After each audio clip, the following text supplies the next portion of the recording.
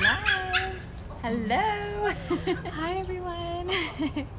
Welcome to my backyard again. So today we are talking herbs. We've got ourselves a cuppa. A cup of medicinal tea. Yes, we're doing detox tea today. Maybe you caught us on the radio this morning where we were drinking margaritas at 9 o'clock in the morning, so we thought we should probably go home and detox that out. Mm-hmm. Literally, I was saying we went to lunch, I was like, I feel my liver kind of like... Are you on the phone? Yeah. Yeah, sorry. Sorry, my neighbor. So we were on the radio this morning, which was really fun, Vinyl Draft Radio, and we talked just a lot about like our philosophy at Simply Seasonal, which was really, really fun. It was our first radio show ever, and they wanted to have kind of like breakfast tacos and margaritas, so we're like, we could do that in a healthy way. So we did that, and yeah. And we love spreading that word that being healthy doesn't mean that it's deprivation and you can't have fun and enjoy the good things in life, like tacos and margaritas. Absolutely, and it's all balance, right? So like Cara was just saying, we had margaritas at 9 a.m. this morning, and right now at 2 p.m. we're having some detox tea, right? And just a cup of tea in general, just helping us digest our lunch. You know, this of course is going to support our liver and detoxifying, letting things clear through, like the margarita that we had this morning. So this is all like balance, and bringing the body back into balance. But let's get into our herbs, because this has been the topic for the week, and it has been fascinating for me. It's an episode that I was kind of dreading because I felt like I didn't know much, but this is like Megan's wheelhouse, and we're like, of course we're going to cover these herbs and the teas and go through all this stuff. And as we started putting the episode together, I was blown away by how disconnected I was. Like, I think I was just overwhelmed by where do you start, because I know that herbs are healing, I know plants are healing, but I'm not a shaman.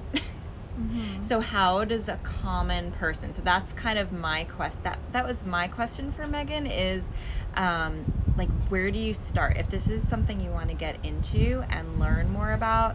Where do you start? And it was very helpful on our video just seeing the herbs she had in the in all the jars, and went through and said this one's good for this, this one's good for this, and we did attach a guide to the 101 most common herbs used, and so that's helpful, like if you have a condition or something you're trying to work on, just particularly looking for something that will heal you. Yeah, and so a really good starting point with a lot of this is with a lot of herbs that we're familiar with. So chamomile is one, right? And we might think a lot of chamomile like, oh, I'll have that before bed, but chamomile is so much more dynamic than just that. So it's an incredible nervine and calmer for the nervous system. So of course it's going to have that aspect to it, but it's also a bitter. So even though it's a flower, if you have a really high quality chamomile, you'll actually notice it has a little bit of this bitterness to it, and especially if you make yourself a nice strong cup of chamomile, you'll taste that. It has sweetness as well, so it's a really good balance, but what that bitterness does is it actually helps increase digestion in the stomach. So that's really fantastic for That's going to help you sleep better. That helps you sleep better. It helps you digest food better. Right. It helps you detox better. It also, because it's bitter, helps stimulate the gallbladder. So the gallbladder then can secrete more bile, which then can help energetically free up the liver so that it can start clearing and then producing more bile. So it's like this whole kind of domino effect, and it helps clear that out. So chamomile is a really fantastic one to start with, right? That could be kind of like your gateway herb. And should I talk about my Trader Joe's experience? So yeah, I'm actually writing a hey Shanna, I'm actually writing a blog post I'm about to release on this, but I was looking for flowers for our set, and I went to Trader Joe's and I saw these cute little daisy looking flowers, and I'm like, oh, these are cute, let me see how much they are, and I looked at the tag, and it's chamomile. And I was just shocked because I've been drinking chamomile tea. I mean, you know, I grew up drinking, you know, celestial seasonings sleepy time tea with chamomile. Like, I know what chamomile does for me, and that it's the right thing to drink at night, but I had no idea what the flower looked like and what the plant looked like. And it was kind of like, oh my gosh, I need to know, I need to understand this more and know when I've probably walked on top of it before. I stepped past it, hiked past it, right? Yeah, because a lot of these herbs are weeds. and it's, and like Cara's saying, it's getting to know our food. Like, we hear that a lot, getting to know our food, right? Because that's another area we're very disconnected from in our culture.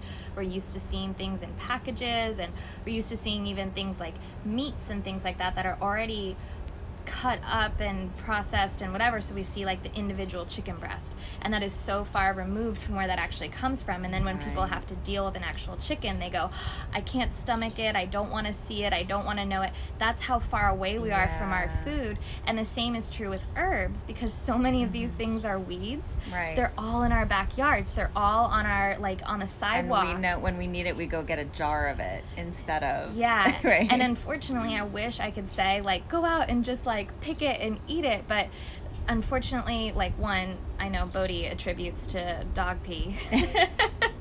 So that can happen. Two, which is extremely common, is pesticides in lawns, right? Because the weeds are what people don't like to see, so they get rid of them. They put Miracle Grow to just grow the crappy fake green grass that looks really pretty, but it's super toxic. So that's where we're getting rid of medicine that's already existing right here. And it's like, you know, the earth is literally, there was a really fun, we should read that poem. That was so funny. It was like this conversation with like God, and he was like, what are all those humans doing down there? And it was like, you wouldn't believe it, God, like, they're taking out all of these like weeds, they're calling them weeds, and they're planting these like green squares. And he goes, oh, I was giving them like medicine that was like so easy to come by, and it was like, it would grow like a weed, and they're getting rid of that? What? You know, it goes on and on how ridiculous it's funny to have these manicured lawns, and we're like fighting nature the entire time, and then have to lay down mulch, which because we moved every, you know, if we just let the leaves sit there and help, then exactly it would help with. So there's also this commercial that is on, and it's a Miracle Grow or Roundup commercial, and they're all like related to each other. It's all about that chemical Roundup, which is what's the chemical name for it again? The glyphosate.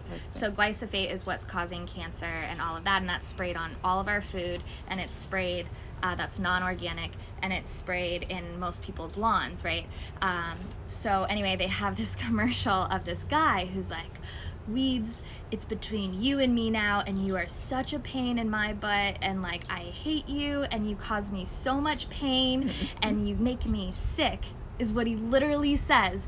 And then there's this woman in the yard trimming her roses, and she goes, yeah, get him. And I'm like, oh my God, is that not a metaphor for what's happening? We are killing ourselves through killing them, and then trying to go alternatively to like chemical medicine to heal us, when at the end of the day, it's like, no, the things that we are fighting so hard to kill are what actually heals us. So we can take a very calm and natural approach to this and let the earth So do the work. if you're hiking like up in the mountains in the wilderness, and you see some dandelions growing, you could probably eat those. You could eat those. Yeah, and like nettles, that's another herb that we were talking about. Stinging nettles. So if you've ever gone hiking, you know, and you go, ow, like something kind of like poked you or stung you, those are fantastic. And you want to like pick those with some gloves, but once you have them dry or saute them, you can cook them, they'll just wilt down like spinach. They are so high, their mineral content, it's like spinach and kale quadruple times the amount of minerals and things like that in there, and that is really great for the kidney element, which is we talked about in our episode, nourishing for blood flow, all of that. So we love nettles, and that's a wild and that's a good thing. one to make tea and to eat. So one I was talking to Megan about that I'd like to get that's good for the lungs is mullein. And so we talked about how it's not as much a common in tea, like sometimes the taste is not going to be so good, or so we have to be, so that's where we started talking about tinctures and where that could be something that is good too. And a tincture is basically just taking the herb and soaking it in alcohol. Yeah, exactly. So they come in these dropper bottles, and so we talked a lot about that in our alcohol and medicinal, like cocktails and elixir episode. So it's extracting the medicinal properties from that herb and amplifying it. So they're much stronger than having it in tea form, right? So this is, if you really want to treat a condition, you can go tincture, and that can go in because it's more potent and intense. And this is a good maintenance, but you can also do this as a treatment as well, and you would do like 2 to 3 cups of strong herbal tea a day for like 2 to 3 weeks. And So- it is strong. Your teas are strong. Like it's definitely, not like when I'm drinking it, I can feel that it's actually. And doing I think something. that's due to the quality. Yeah. So if you see like in these tea bags, like you can see the big herbs, the big pieces of chamomile, right? It's not just all dust and powder, You which talk is about like the shake. yeah, which is what is just in like a lot of the tea bags. As good quality as they are, they, at the end of the day, all of those companies are getting the shifted powder, which is less quality, and it's been ground up, and they're gonna put those in the tea bags, right? So that's where you find the quality in loose leaf, which is what all of my herbs are. They come to me in loose leaf, and then I blend them together. And then the way that I source them, I use Mountain Rose Herbs. If you want to go to their website, get your own herbs, or I even sell these modern sage teas, which you can find the link on our website underneath this episode, and you get 25% off of all my herbal blends. I have a detox, sleepy, and cramp tea blend. And the cramp one is not just for menstrual cramping; it's also for muscle cramping. Yeah, so any kind of muscle cramping. Yeah. So like if you're a runner or anything like that, or My play tennis sports. girls. Yeah, Yep. tennis. So a lot of crampers. So the quality is really key, because a lot of these herbs, again, they're like weeds. They need to be grown in their natural environment. So these big tea companies might be growing these herbs, but again, just like anything, if they're mass produced or grown out of their area, they're not going to be as quality as something that is growing on the mountainside in southern Asia, where it naturally does, right? And so this company does a really good job of ethically and sustainably sourcing their herbs, using herbalists and foragers who are experts in each individual herb, and they go out and pick it, sustainably harvest it. All of that matters for quality, which directly correlates to your health, and that's going to change the flavor too. Yeah. So I guess we could talk more about tinctures. It was funny, before we went on, because we had a really busy morning this morning, I realized I forgot to give Bodhi my version for him of like his heartworm for the day. And I don't give him heartworm medication. It's a choice that I've made, and so I'm using herbs to help his body, support his body, build his body, and cleanse and detoxify naturally any pests, parasites or anything like that come in, which heartworm is a parasite, right? So this is one called deworm that I use. So it's going to help his intestinal tract. It's going to help if he's bitten by a mosquito, which is where heartworm comes from. If that larva does go into the body, this should help fight it off before it even gets to the heart. But if it does, there's a way that you could do a higher dose to do a heart cleanse. Anyway, that being said, we also have this other one called Paragard, which is a combination of herbs. This is more human-based, but both are human grade. And the funny thing is they're almost identical. So they'll have the exact same ingredients most likely in them, which Black walnut hull is, yes. That's the number 2. So I'm learning. Yes. Number 1, and this is Bodhi's, but I bet it's the same as this.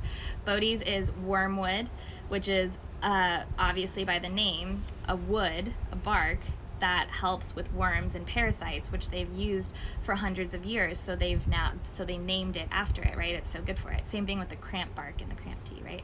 Black walnut hull. A lot of these things are very astringent, When you think of like a bark, like cinnamon, you put it in your mouth and all of a sudden all of your saliva disappears and it just gets wicked away because it's very astringent. So that's what barks do. And walnut hull is like the inside of the walnut shell. Black seed, actually I don't even know what black seed is. It's a certain herb. Sage leaf, right? Sage and all of these, you know, oregano, I don't know if that's in this one. Very antiseptic, antibacterial, antiviral, antiparasitic, right? A lot of these herbs are. Fennel seeds as well, and papaya leaf. And papaya leaf is very great for parasite relief. This one has the wormwood, the walnut hull, clove bud, and pumpkin seed. Yeah, pumpkin seed's great. And another one that I've used with Bodhi had pumpkin seed.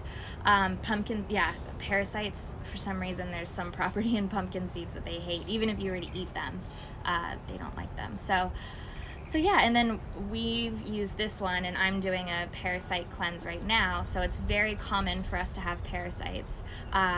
It's not just because you go to a third world country. It's not just because you eat raw sushi. It's not because you eat meat.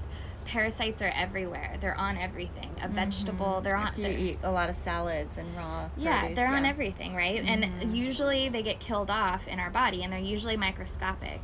But sometimes they'll settle because our gut is such an amazing place. We're feeding it, you know, usually 3 times a day. I'd live there. Yeah, we do live there. I live in my gut.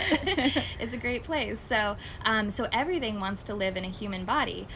So parasites love to be supported.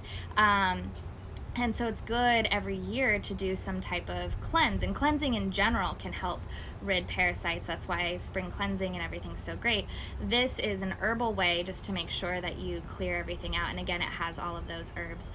So you would just take it a few times a day for a few weeks. But then that's just, again, the healthy practice of incorporating a lot of these herbs. So even like my detox tea, even though it doesn't have black walnut hull in it, it does have, you know, dandelion root, so that has a similar property. It's going to be clearing of the liver, but it has that similar, more like astringent property to it, and things like that. And it also has another bark that's really fantastic. I always butcher the name, Casadra bark. I always butcher the name of it. It's Casadra. And milk thistle. You talked about milk thistle. Oh yeah, and milk thistle's in there too. So, and I did a post on it this morning about thistles in general. So thistles, and on our post, it was a beautiful picture that Cara took in this garden of a thistle plant. And in the background, you can see what it's growing, and it's growing an artichoke. Artichokes. It right? was so cool. So, and the thistle is purple and beautiful, right? So artichokes are a thistle. Artichokes are fantastic for supporting the liver. Again, we know that almost everything in the springtime is going to support the liver, and artichokes have an affinity for the liver because they're a thistle. So there's this herb called milk thistle, which is the seed of this specific thistle plant, that has the ability to regenerate healthy liver cells. So our liver is an organ that regenerates itself every day. That's so cool. Which is so cool. So when they grow, those cells grow back, we can support it with milk thistle to make sure that they grow back nice and healthy. Nice. Yeah. I love that. Yeah. Hey Kim, thanks for joining us. Hey Bree. Cool. Oh hey. Oh my gosh. Good. And if any of you on right now want to ask any questions too, feel free to type them in. But yeah, and so I think also just talking about why herbs are so effective for the body is this concept of synergy. Yes. Right? And I was thinking about that today. Like, probably some herbs that you combine are herbs that grow together in the same region for the same, right? Like, they're probably growing for that region, for that environment. There's even like a food philosophy in cooking that says what grows together goes together, right? Yeah. Tomato and basil grow together, and they also go together. Exactly. Right. So, and then when we're talking about everything that is in this tea, right? The dandelion root, all of that, dandelion leaf, thistle, milk thistle, those things are all growing in the springtime and springtime season of the liver. So yes, it all goes together. And this is like just the common sense of going back to the earth. It really is simple, right? We've kind of overcomplicated things, but when we go back, we're like, oh yeah, it's kind of like thistle season. Oh yeah, like I need to cleanse. Oh, that goes together, you know, all that kind of stuff. So just the synergy is there, and the earth is supporting us constantly. And so, you know, going back to that, respecting that, that's where we've come from. You know, medicine has just been around since like the 1800s. We've evolved for hundreds of thousands of years, so thinking about 100 years or so is a blip of time. It's not even a second. I was an anthropology major, and like it would sometimes blow your mind to just try to conceptualize that amount of time, and that amount of time that even these plants took to evolve, which was even before any animal life took to evolve. So really, they're the original gangsters. Like they're the ones who were here first, have it all figured out. So the more we eat of these plants, the more amazing we become. And what's so cool, we also talk so much about the doctrine of signatures. And it's like, how many times are we going to explain this? Because it's so cool, just like how every plant and fruit and vegetable that looks like a certain organ helps support that organ. And so when we were putting the episode together, I'm like, yeah, because we evolved together. The plants didn't just show up, we didn't just show up, like everything evolved together. And so all these plants that look like the certain organs, it's like we all share the same cellular structures, and right, like it's the same composition.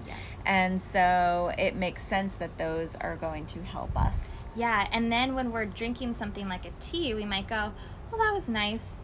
I don't know if I feel anything or feel any different, right? Because it's not like popping a pill that's going to instantly take away something. Because it's working behind the scenes with your body rather than overriding your body, which is what chemical medicines do. And there's a place and time completely for medicine, right? When it's acute and, you know, emergency and all of that, yes, please, right? Take me to the ER if I need to go, things like that, absolutely. And that's overriding the system to help with pain and things like that. But when we're doing it chronically and having it daily, you know, where is it that we could actually be supporting our body and having our body actually heal rather than controlling the symptoms, which isn't taking care of the actual condition? So something like having herbal teas into your daily practice is this constant support that you're giving your body. And the same goes for food, right? When we're constantly having this influx of healthy food, we're constantly building our body, and these herbs can synergetically work. Okay, like Cara and I are drinking the same tea right now. What it's doing for me is going to be different than what it's doing for her, because I need different things than what she does. So, you know, maybe for me, like the dandelion root's really great. Maybe for her, the dandelion leaf is fantastic because it's maybe more of the kidney element that she's needing. You know, different things like that. So, so they're very smart. Food is very intuitively smart. It's just the energy. So that's why you might not notice right away, but with consistency, then you'll go a few weeks later, oh wow, actually my headaches have disappeared. Or, oh yeah, I've been actually sleeping until my alarm goes off. Or little things like that you start to notice and go, oh, this is how it's starting to balance. And everything we eat is either, everything we put in our body is either helping us or hurting us. And so that's so important to remember every time we make a decision to eat something or drink something. And I think about it a lot with my food because I'm very food centric. But this tea has, I mean, I know so many people who have, you know, a few times a day will drink a soda or Diet Coke or a iced tea, maybe that's sweet, and it's like, why not make that practice, like use it mindfully and have these other teas, these herbal teas, where it's actually healing you and doing something good for you. Yeah, so I like it's that. a great practice. The mindful practice, right? It's like, and when I have that good routine at night where I'm making myself a cup of my sleepy tea, which is so delicious and just, it's really calming, right? It even has hops in it, like you'd put beer, right? Oh, the hops. cool. Because hops, if you've ever had a beer, especially like in the middle of the day and you feel like really tired, like you can go to sleep, that's what it does. Oh, maybe some people need some wine tea. Red wine tea. I think we're enabling ourselves. I love wine too. Yeah, so, and then also the flavors as well might be a little bit different. So if we're used to having like a Snapple tea or a sweet tea, something like this, you'll go, wait, what? Like, I need it sweeter. Flavor is very important in the body. So when we're taking in something that isn't hyper sweet, or that might have some notes of bitterness, or might have some notes of sourness, that might be kind of a different flavor we're not used to. But that actually starts immediately once it hits your tongue, communicating to the rest of the body what to do. So if we're constantly bringing in sweets, you know, and carbs and things that are very sweet, then the body's going to go, oh, okay, well, we got a lot of that going on. But when you bring in these other flavors, they're so important. So with these teas, people ask me a lot, can I sweeten it? You could, if you would like, to put some honey in it or something like that, but really flavor is very important. So yeah, and everything doesn't always have to taste like candy, and so it's important to remember that, you know, it's okay. Yeah, it is. So yeah, so I hope that kind of dove into your herbal questions after our episode a little bit more. You know, the tinctures, again, we covered that a bit in our elixir and episode. something I asked Megan too, like, I want to start trying to identify, so I'm gonna, you know, we're gonna, she says she has an app, what's it called, Plant Snap, where you can take a picture of a plant and it identifies it for you. And so I'm going to try playing with that. I'm going to see if it works with some of these things growing. Because I haven't tried it with herbs yet. I've just done it for like house plants and like other plants. So I'm going to try it with herbs and see if it indicates that too, because that would make my life easier. I'm learning and learning as well. There's so many. Foraging is something I'm so fascinated by. So yeah. And it's a little scary too, because you're like, well, I think it's that, but I don't know if it's that. And you always want to be cautious. And so even though I want to identify it, even if I'm not going to pick it up and eat it and use it, but I'd like to know that that's what it is. The more and more like you become familiar with it, the more you'll know. Yeah. Exactly. Okay. Well, thanks for joining us, everyone. Thank you. And we will, let's see, Monday we are releasing our berries episode. Oh, yeah. It is very, very delicious. Yes, and we talk about how berries heal in terms of heart conditions, how that's the case, and cancers and antioxidants and all of that. So we'll see you then. All right, take care, guys. Bye. Bye.